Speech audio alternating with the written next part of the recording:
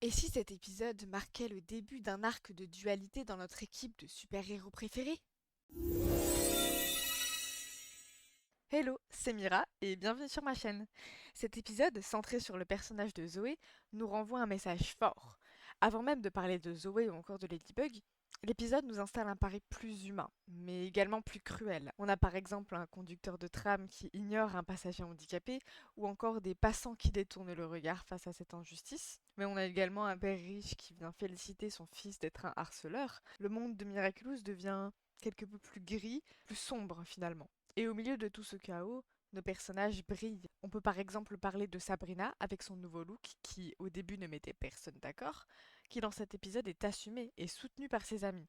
On se rappelle également que Sabrina, elle a subi l'emprise que Chloé avait sur elle, et aujourd'hui elle incarne un certain changement, une forme de guérison qui est belle à voir. On pourrait même parler du personnage de Sublime qui ramène un peu de légèreté de par son autodérision sur son handicap. On a aujourd'hui le droit à un épisode profondément humain où les héros comprennent le monde qui les entoure en plus de le sauver. Par ailleurs, le cas du petit garçon jaloux de sa sœur fonctionne en miroir. La jalousie, le sentiment d'injustice et la recherche d'attention parentale, ces dynamiques familiales résonnent avec tout l'épisode et plus largement avec le fil rouge de la saison. On le voit par exemple avec le cas de Adrien ou encore de la famille Bourgeois. Parlons maintenant du sujet principal et central, si je puis dire, de cette review. Zoé.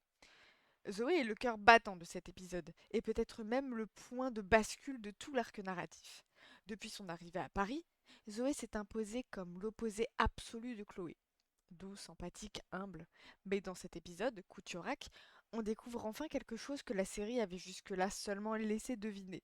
Zoé n'est pas seulement bonne, elle est humaine, donc imparfaite, traversée de doutes, de colère et parfois au bord de l'explosion. On la retrouve dans un espace beaucoup plus intime que d'habitude. Sa relation avec André, son beau-père, qu'elle appelle affectueusement Dadou, surnom que j'avoue m'a bien fait rire, est l'un des moments les plus touchants de l'épisode. C'est tendre, sincère, et ça montre que Zoé est enfin en train de construire une famille choisie, à l'opposé de l'environnement toxique dans lequel elle a grandi. Et ce contraste y rend son évolution encore plus forte. Elle n'est plus l'écho silencieux de Chloé, ni la soi-disant petite sœur parfaite sur laquelle tout glisse en réalité. Mais cette paix, elle se fissure. L'arrivée de Ray vient briser cet équilibre. Il ramène avec lui un secret, un passé que Zoé tente encore d'enfouir et pour lequel nous n'avons que des théories. Son passé à New York. Son comportement tout au long de l'épisode est dicté par cette peur. La peur de redevenir celle qu'elle était là-bas, la peur d'être un échec, la peur de faire mal en voulant bien faire. Zoé veut bien agir, mais elle n'en peut plus d'observer l'injustice sans agir. Et c'est là que la série prend un tournant. Lorsqu'elle laisse enfin sortir tout ce qu'elle tente de contenir, elle ne devient pas Vesperia, elle devient Furie. Pollen le dit clairement, son apparence reflète son état émotionnel sombre, exactement comme Chat Noir dans Kuroneko. Les Miraculous ne sont plus seulement des pouvoirs, ils deviennent un miroir psychologique. Les costumes se modifient en fonction de la personnalité de leur porteur. Fury n'est pas une version maléfique de Zoé, c'est la version de Zoé qui en a marre de se sentir impuissante. Son costume sombre, sa voix plus tranchante, ses actions plus radicales, tout traduit cette tension intérieure entre sa lumière naturelle et une colère longuement refoulée. Elle ne veut pas détruire, elle veut être entendue et que justice soit rendue. Zoé devient le miroir de l'ancienne Marinette, idéaliste, empathique, mais encore fragile émotionnellement. Sa transformation en furie symbolise cette dualité, la perte de contrôle, mais aussi la recherche de justice. Cette continuité narrative ancre la série dans une exploration plus psychologique des héros. Les Miraculous deviennent miroirs émotionnels finalement. L'épisode pose une question cruciale. Jusqu'où peut-on aller pour faire le bien?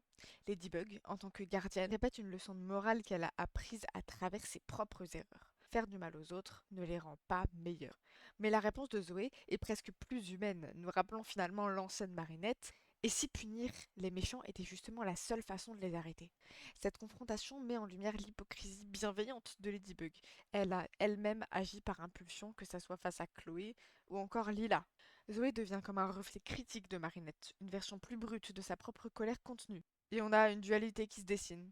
Lorsque les héros partent et que Vesperia reste seule à fixer le sol, mais aussi à la fin de l'épisode, qui le dit sans un mot avec l'endcard, les héros d'un côté baignés de lumière bleutée, puis séparés dans l'ombre, furie, seuls. Ladybug a fait un choix énorme en répartissant les Miraculous après la saison 4. C'est logique et nécessaire, vu qu'elle les a perdus en les gardant tous réunis au même endroit dans son yo-yo. Mais aujourd'hui, on en voit le revers. Quand chaque héros a du pouvoir, mais pas toutes les réponses, la confiance devient la clé. Et ici, cette confiance commence à trembler. Zoé, malgré elle, devient le premier signe d'un système qui se dérègle. Une héroïne qui n'obéit plus sous un second masque, non pas par rébellion, mais parce qu'elle ne supporte plus d'être témoin sans agir.